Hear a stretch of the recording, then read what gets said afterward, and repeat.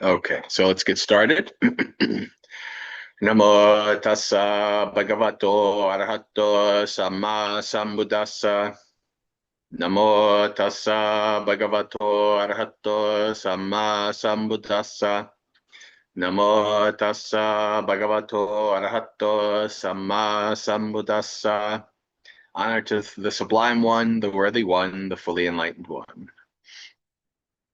All right. Everybody's muted. Yep, very good.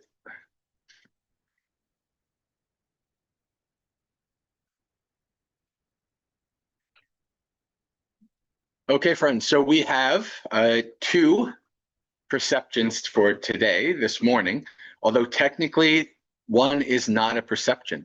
The Buddha does not, the final one we're going to cover today, mindfulness of breathing. And you can see in the Pali that the Buddha says the perception of such and such, the perception of such and such. And the last one, the Buddha says mindfulness of breathing. So it's an interesting thing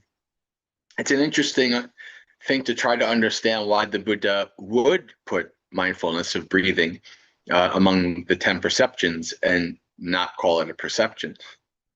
So let's go through it, and we will kind of see where that goes. Let's see.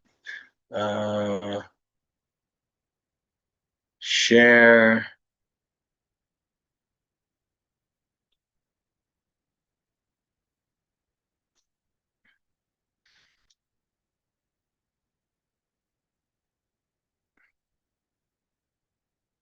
Okay, here we go.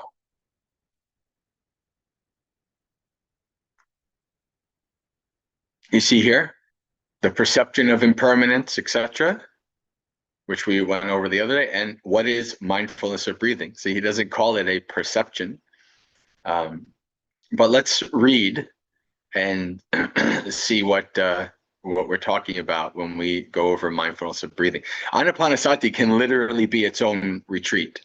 So we're very much skimming this. We're not going to go in depth into the specifics.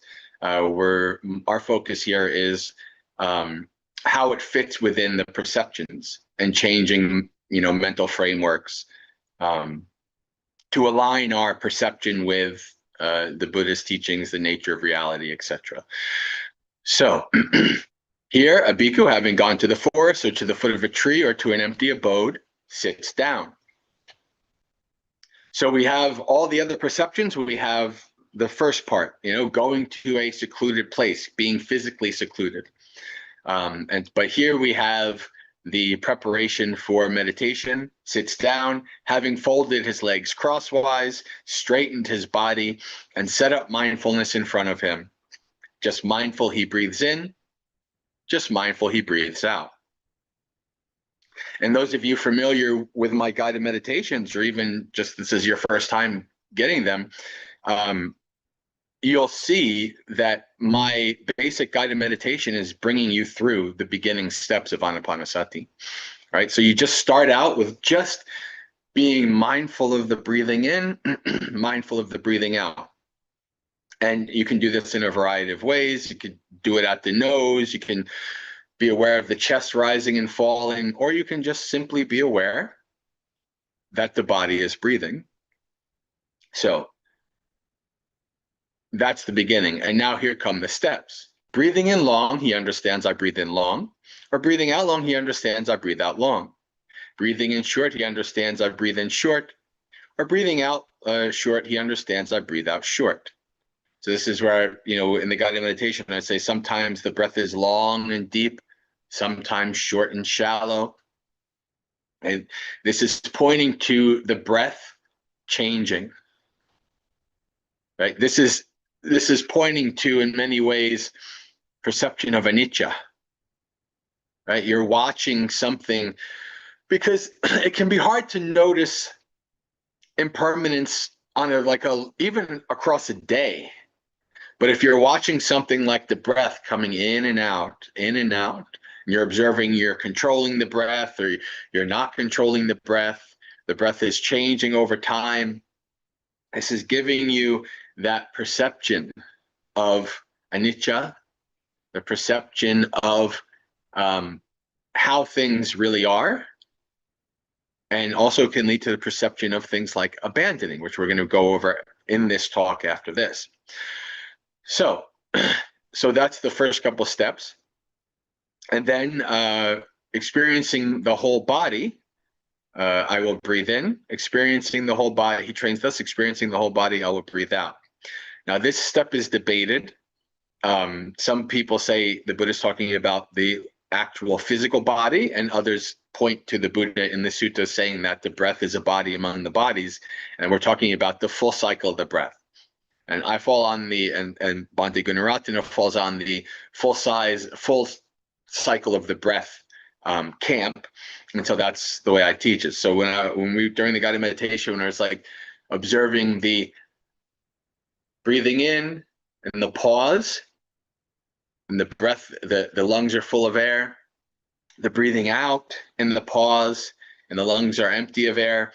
And what I've personally been able to notice when you can get a little more deep and subtle is there's a little bit of anxiety in that pause because there's no air in your lungs. And then breathing in again, like you're just following the whole cycle. And you can also get to a point where you can literally follow, you can feel the air coming in through the nose, the chest rising. It's almost just like following the full cycle of the breathing process. And you don't have to do that. This is just, sometimes this, you can understand it in this way. And so as you do that, this is the first kind of grouping of Anapanasati. As you do that, your mind starts to become calm and tranquil. And then you start to have experiences that are in the jhanic quality realm, right? Or access concentration realm. So we have the next four. I shall breathe in, experiencing rapture. He trains thus, I shall breathe out, experiencing rapture. He trains thus, I shall breathe in, experiencing bliss. He trains thus, I shall breathe out, experiencing bliss. He trains thus, I shall breathe in, experiencing the mental formations. This is the same mental formations that we are the perception of being disgusted and worried by, right? We're experiencing them, understanding them. He trains thus, I breathe out, experiencing the mental formations. He trains thus, I breathe in, tranquilizing the mental formation. It's calming down the mind. When the mind is not running all over, thinking about all kinds of things, the mind is becoming more calm, more tranquil, even to very deep, subtle levels. And then we get into the last bit. I shall breathe in, experiencing the nature of the mind. I shall breathe out, experiencing the nature of the mind. I shall breathe in, causing the mind to rejoice. I shall breathe out, causing the mind to rejoice. This is all jhanas. This is all like deep samadhi stuff. So you start out with just following the breath. And for most people, you will be in the first four for years and years and years and years.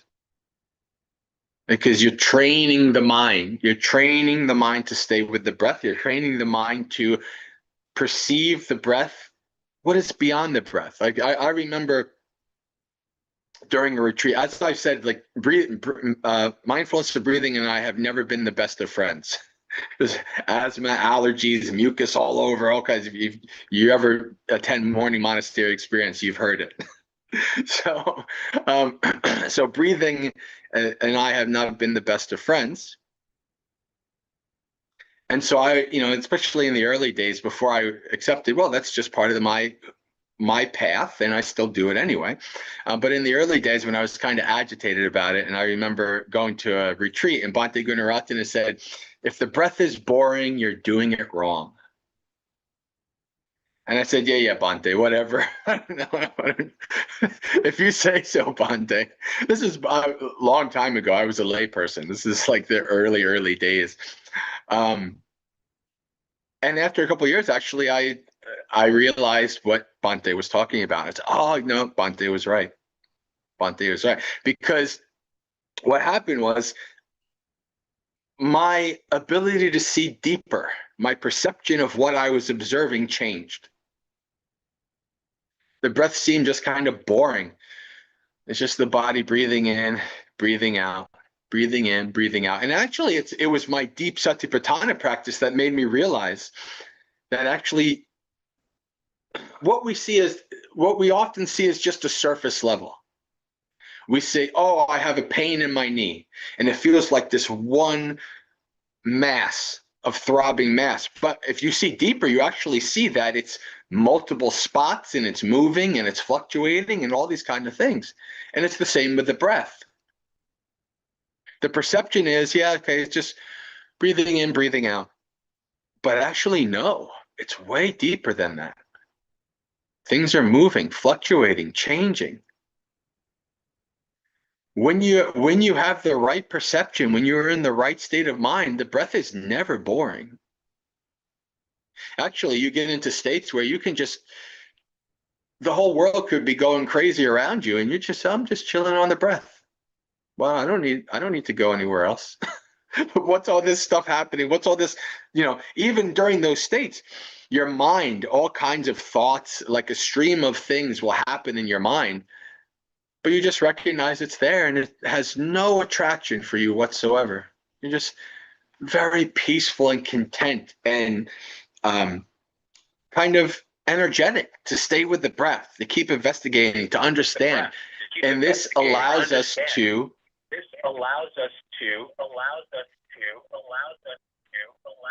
Oh, what did I do? Did I kick instead of mute? I think I might have kicked instead of mute. No, I didn't. What am I doing? Mute, remove pin. There we go. I have no idea who that is, but they have been attending most of the sessions. They just don't know how to mute. All right.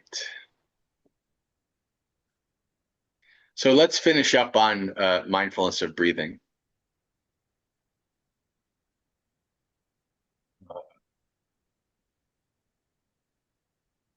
I shall breathe in, composing the mind. I shall breathe out, composing the mind. He trains thus. I shall breathe in, causing the mind to be released. I shall breathe out, causing the mind to be released. Now we're getting into like very deep vipassana. We're getting into a mind, because the mind has become calm and quiet, it is able to see very deeply. Because normally, because our mind is filled with likes and dislikes and pleasure and pain, and we're wrapped up in our delusion, it's like we're looking at things through like very cloudy glasses. But when we're in a state like jhanas, where the mind is crystal clear, especially fourth jhana, no pleasure and pain, no likes and dislikes, all of that junk is temporarily gone, and there's two things left: mindfulness and equanimity. In that state, you can see the deepest. You can see anicca, you can see impermanence, you can see unsatisfactoriness, you can see not self at the deepest levels. This is why the Buddha encourages jhanas, not to just chill out and be bliss, but to be able to see things as they are. All right, all of the perceptions we've been going over, all of this is for the purpose of seeing things as they are. And so we have the last ones. He trains thus: I shall breathe in, contemplating impermanence. I shall breathe out, contemplating impermanence. I shall breathe in, contemplating dispassion. I shall breathe out, contemplating dispassion. And these next three we're going to be going over in the last talk. The talk this afternoon. I shall breathe in, contemplating cessation. I shall breathe out, contemplating cessation. I shall breathe in, contemplating relinquishment. I shall breathe out, contemplating relinquishment, because these are also perceptions. You'll see this a lot in the Buddhist teachings, like one thing is in the other. Like Anapanasati is in mindfulness, is in Satipatthana, foundations of mindfulness, And foundations of mindfulness is in Anapanasati. It's like the teachings kind of fit together like a puzzle, like a glove, and they're often inside of each other. So that's how that goes. All right. So that's Anapanasati. Let's go back to here.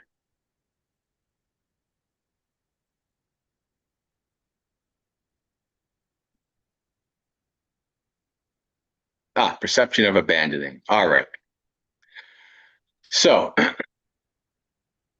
let's read perception of abandoning. Here in Ananda, a bhikkhu does not endure a thought concerning any sensual pleasure which has arisen. He abandons, dispels, gets rid of the same, and causes it to attain non-existence. He does not endure a thought of hatred which has arisen. He abandons it, dispels, gets rid of the same, and causes it to attain non-existence. He does not endure a thought of hurting. He abandons it, dispels, gets rid of the same, and causes it to attain non-existence. He does not endure whatever evil and unskillful thoughts have arisen. He abandons, dispels, gets rid of the same, and causes them to attain non-existence. This Ananda is said to be the perception of abandoning. So the perception of abandoning is essentially the combining of two of the factors of the Noble Eightfold Path. Right? So what you're doing here is you're adapting your perception to, instead of the average person, if an unskillful thought arises in their mind, at best they just kind of, feed it. At worst, they really crave it.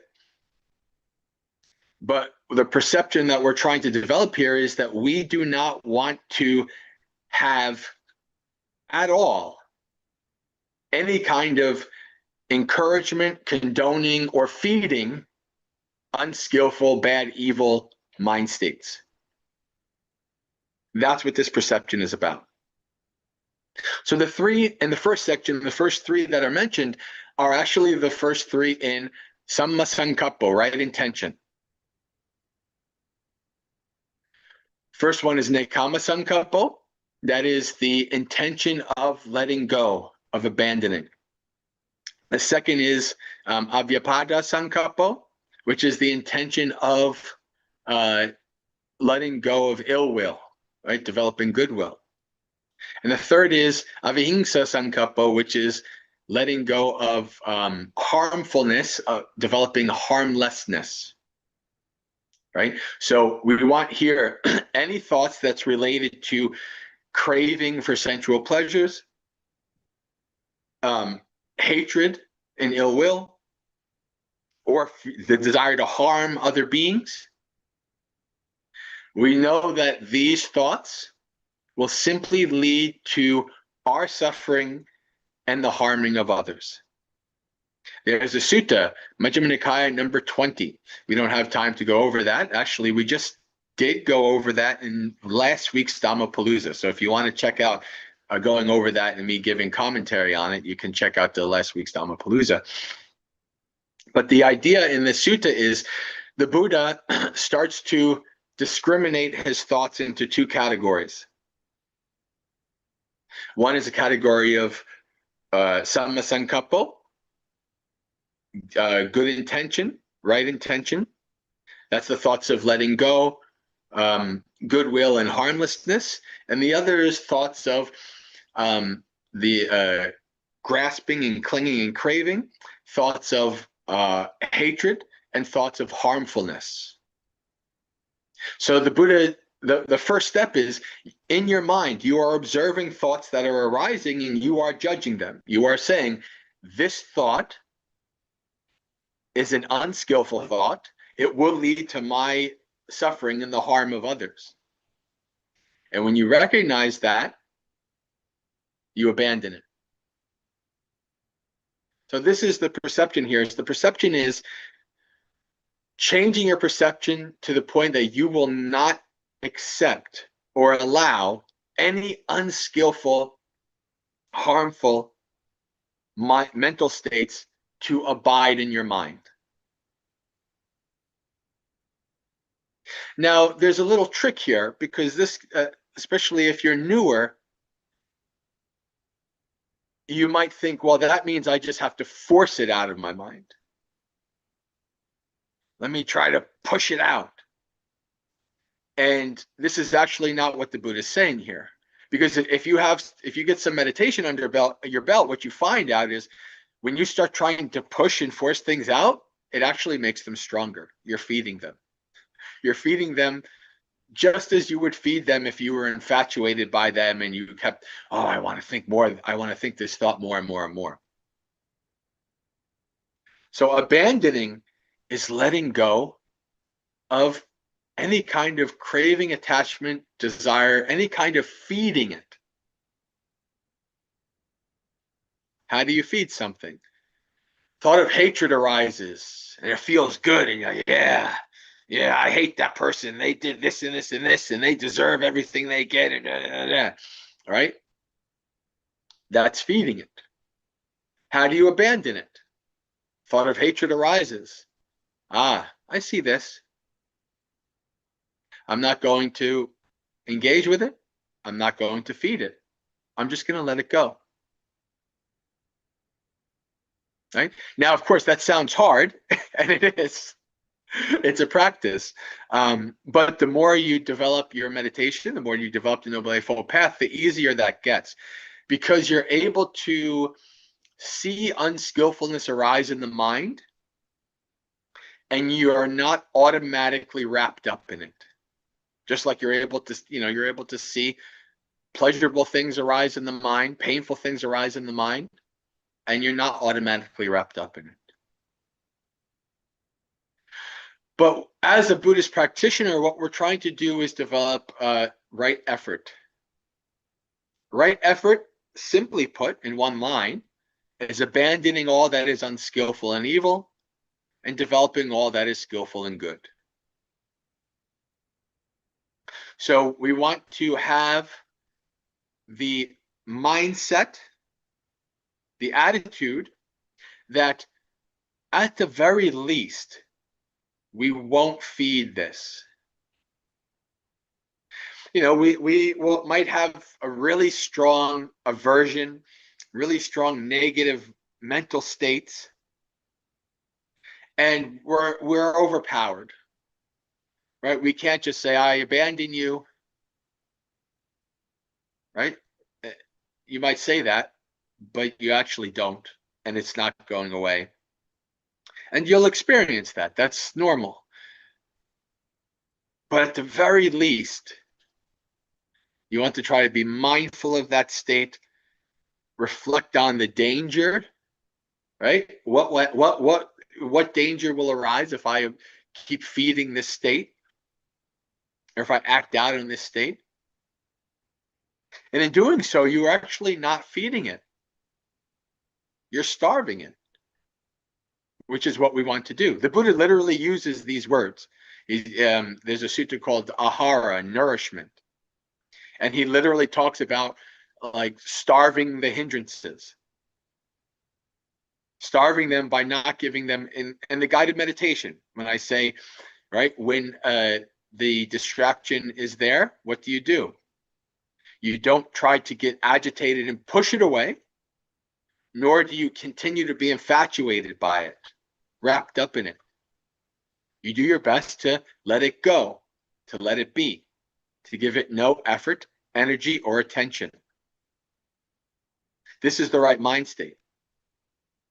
Because in the Majjhima Nikaya number 19 sutta, the two kinds of thought sutta I mentioned, the Buddha says that most of the overwhelming amount of time, just recognizing that this is an unskillful thought, an unskillful intention, just recognizing that, it goes away. And this is accurate. You observe that. You see, oh, okay, this thought, just by observing it, just by pointing a light out on it, like putting a spotlight on it, like something sneaking in the dark. I see you. Even in the suttas, you'll see many situations where elder bhikkhus and bhikkhunis are in the wilderness and they're practicing, and Mara comes up to them and starts trying to tempt them and try to use logic and kind of try to get them away from the path. And the bhikkhu and the bhikkhuni say, "Who is this?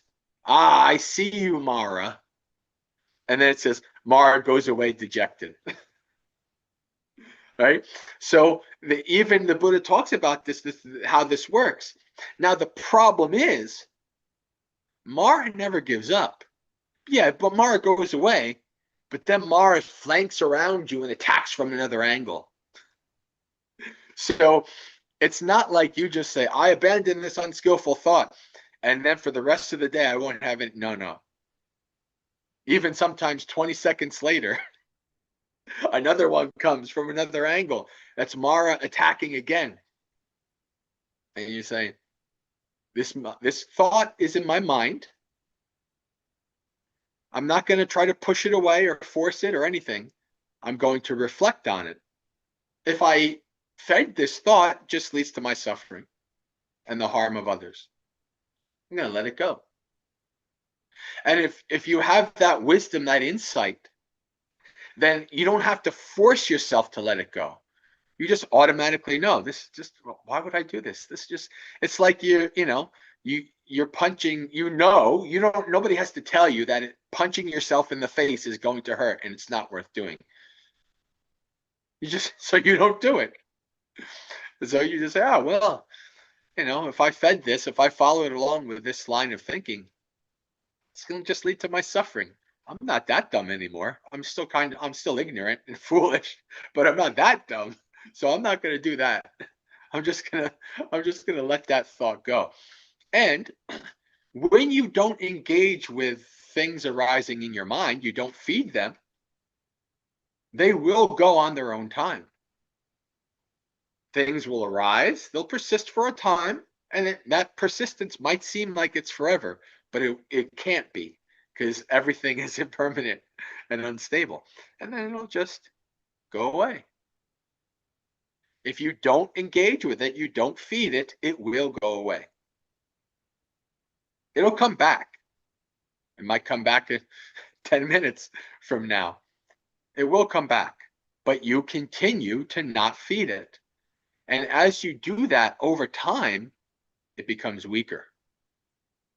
It doesn't have as much power over you as it did in the past. You see it arising earlier. You have a radar early warning. You could see it. Oh, this is arising. And you can disengage. You can make sure that you don't even have a hint of attaching to it, feeding it. Oh, I see you, Mara. Might as well just go away now. I spotted you. And I know you're going to attack from over here next time, so I'm going to be looking there too. Don't even try it. Right? And so that's the power of a trained, mindful mind. You can see these things coming a mile away. There's always going to be something you're not going to see. Mara, until you're awakened, Mara can get you. There's no doubt about it. Nobody can be mindful and fully alert all of the time. Mara will get you, and that's okay. But the more you develop this perception that you do not want to have any unskillfulness in your mind whatsoever, the more your mind will become filled with skillfulness, will become sharp, mindful, aware, and the more control you will have over developing your mind, what you want your mind to be, like a farmer that cultivates a field. Right? I'm gonna grow this crop, and I don't want any of these weeds and things. I'm gonna get rid of those, and you have more agency over how your mind develops. So this is the perception of abandoning. And I think this is now a good time to go to our guided meditation. So set your body up in that comfortable and stable position. Do your mindful scanning of the body. Can I ask a quick question? Depends on how quick it is. It's about what it's about the mindfulness of breathing. Yeah. When Uh, yeah. Go ahead. Go ahead. Okay, okay. Sorry about that. Maybe I should wait. But you mentioned a point where in my practice of mindfulness of breathing, I'm struggling. It's I use the sensation at the nostrils, and everything goes well when I feel the breath coming in or out. But as you said, when there's in between the in breathing, there's a pause, and I there's no feeling in the nostril. So is my focus should be on the feeling of basically almost emptiness in the nostrils? So it because to me it sounds like it becomes I start to have mindfulness of nostrils and not breathing. Mm. Does So that make sense? what I would say is let your intuition, let your mind guide you in that period. You might not focus on anything. You just might have the mental awareness that the lungs are empty, right? So don't try to force yourself to let your in that period let your awareness kind of latch on to something. You maybe latch on to the emptiness of the breath, like you said, or latch on to that. So just let it kind of flow and observe what arises. And over time, you'll see kind of maybe what you think is best to focus on. Okay. All right. So begin the awareness of the body, focusing on the posture.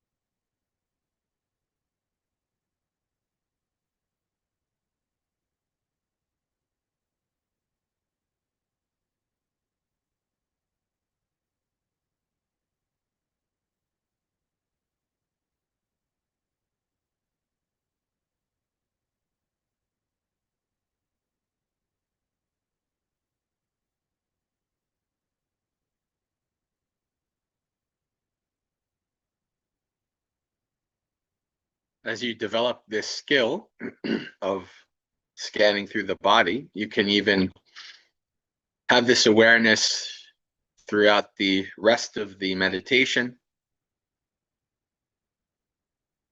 You might start to notice you're nodding off or falling asleep, not because of anything in the mind, but because you can feel that the spine is bent over, that your head is leaning forward, or maybe you have your thumbs touching and you notice that they go apart. Having this awareness of your body can allow you, even in the middle of your meditation, to adjust very mindfully.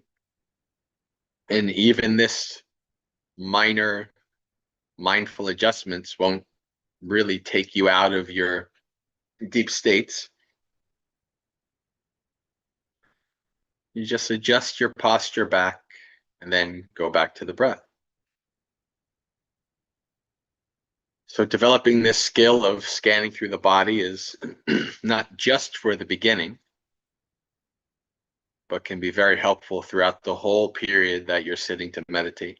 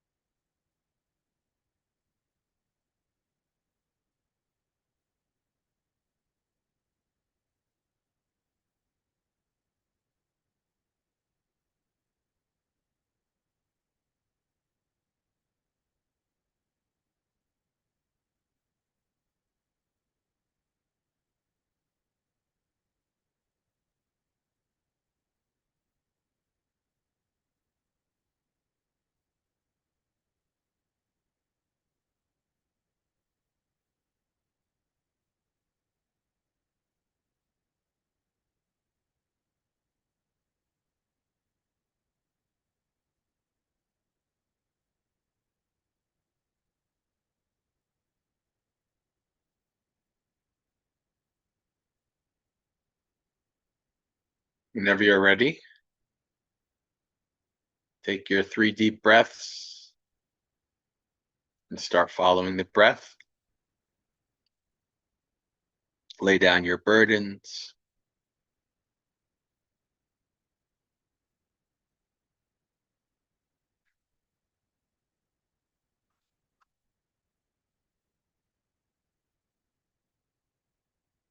Investigate the body, breathing in and out.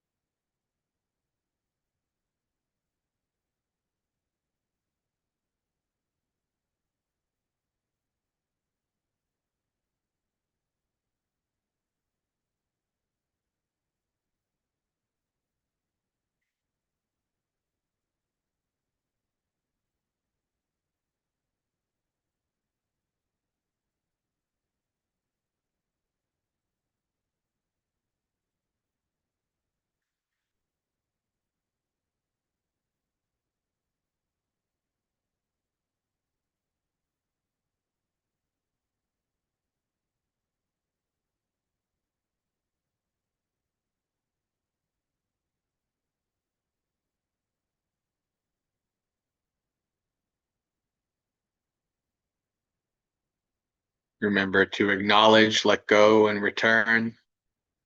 Train your mind to stay with the breath. Buddha told us that the breath can take us all the way to awakening.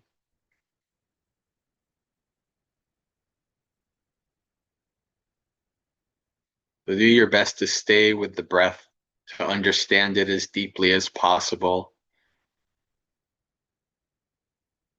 observing how it's changing and fluctuating over cycles.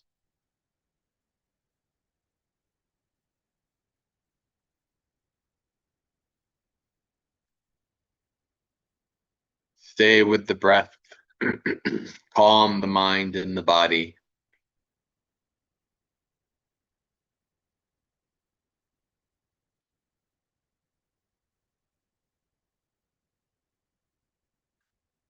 Let it take you deeper.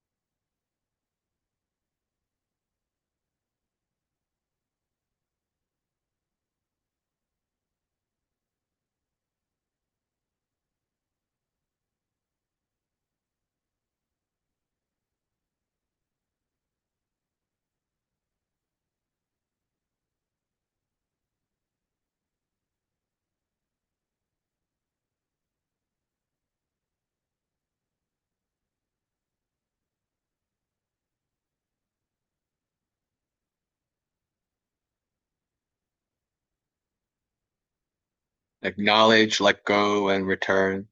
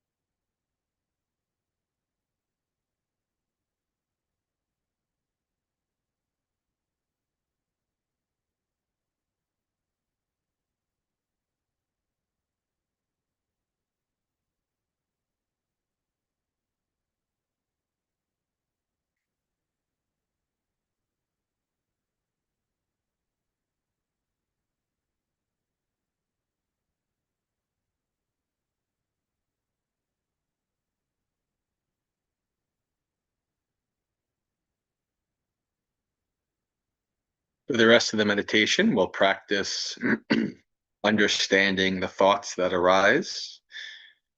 You can choose to do this in two ways. You can continue to follow the breath and then focus on thoughts that arise that distract you, or you can bring yourself to a more open awareness, being aware of the body and mind as a whole, and then observing and focusing in on whatever thoughts arise. So either way is fine, but the focus will be on when thoughts arise,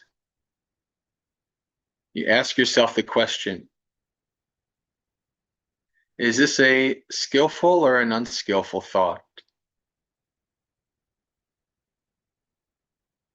Will this thought, if acted upon, lead to my benefit and the benefit of others, or to my harm and the harm of others? Investigate the thoughts in this way. Question them.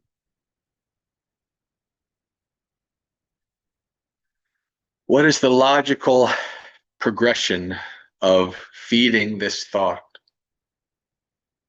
Does it lead to skillfulness or unskillfulness?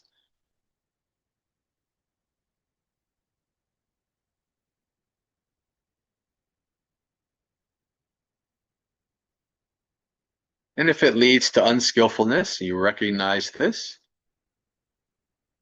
just observe it. See if it goes away on its own. And make sure that you're not feeding it or being engaged with it. Just observing, questioning,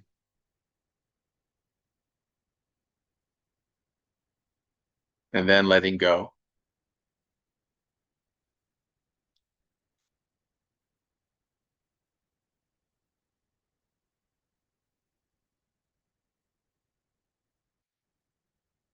So every time a thought arises in your mind,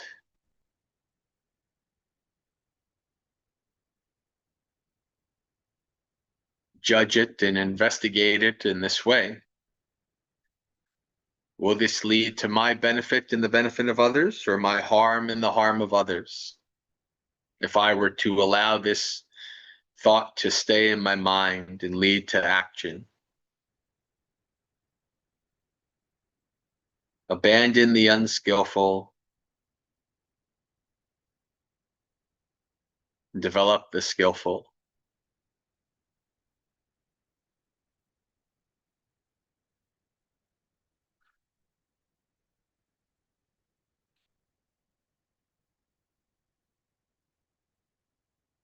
If a thought arises and it's a skillful thought, a thought of letting go, a thought of goodwill, a thought of harmlessness, then you can feed those thoughts.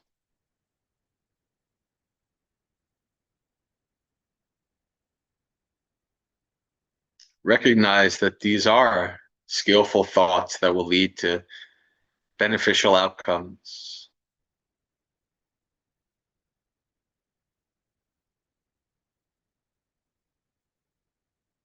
But still don't attach to them. Let them go on their own way as well.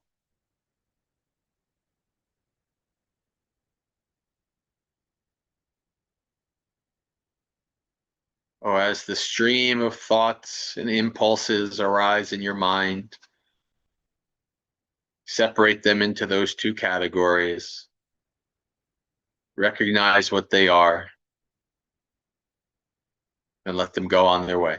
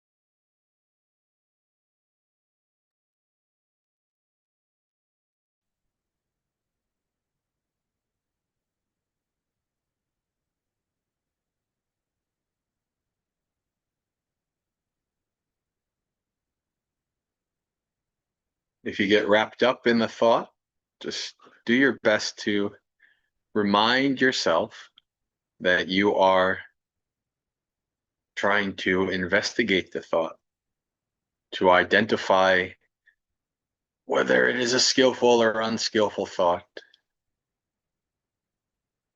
Take that step back from being wrapped up in it, become the investigator, the questioner.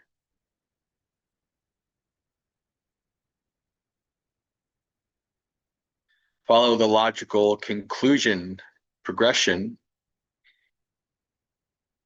of where that thought would lead to determine skillful or unskillfulness.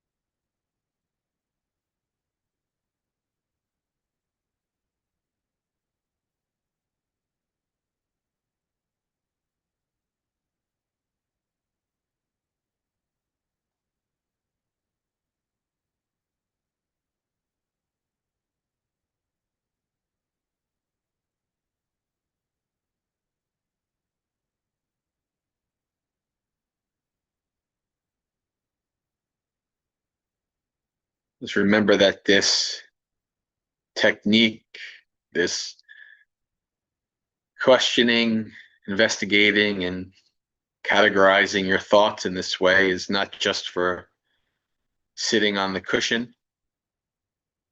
This is for any time throughout the day, observing the thoughts that are arising, questioning, categorizing them,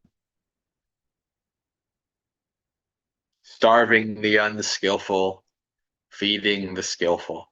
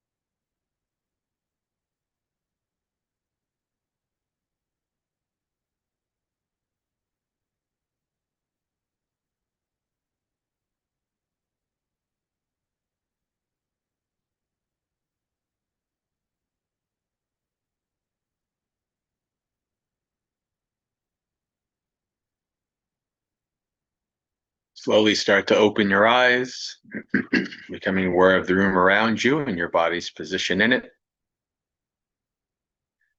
Reflecting on the state of your mind before and after the meditation, and contemplating any experiences you had that stood out.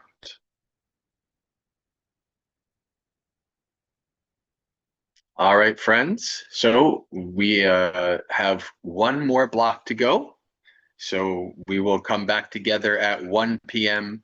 New York time, which is about 2.5 hours from now, to have the final talk, the final guided meditation, and to close out the retreat. So everybody have a good break. If it's lunchtime for you, have a good lunch, and see you in about 2.5 hours.